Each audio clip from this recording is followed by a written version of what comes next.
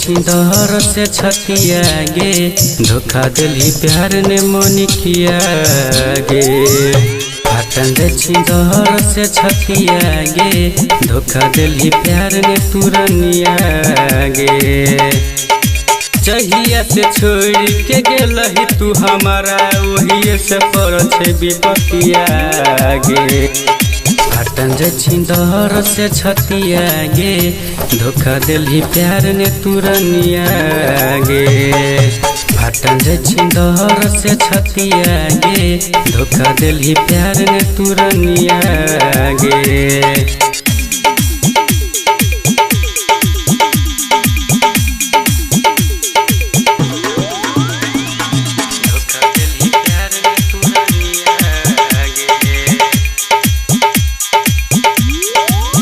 चांद संग चेहरा देखा के लो भैलही सपना देखा के किया दूर चल गेलही।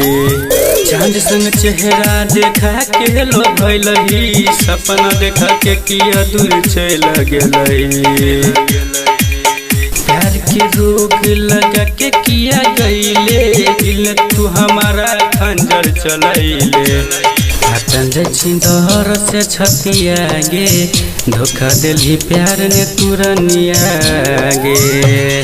फाटन छिंदर से छतिया गे धोखा दिली प्यार ने तुरनिया गे। जहिया से छोड़ के गेलही तू हमारा वही से पड़ल छे विपतिया गे। फाटन छिंदर से छतिया गे धोखा दिली प्यार ने तुरनिया गे।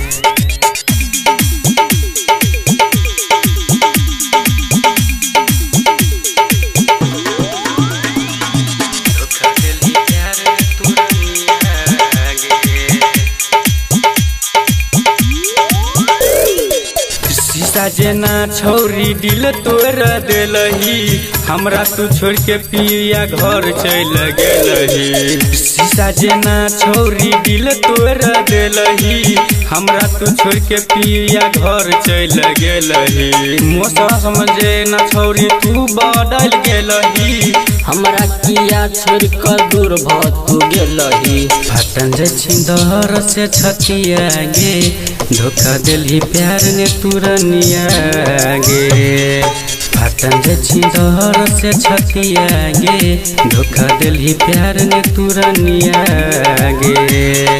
जहिया से छोड़ के गेलही तू हमारा वही से पड़ल छे विपतिया गे।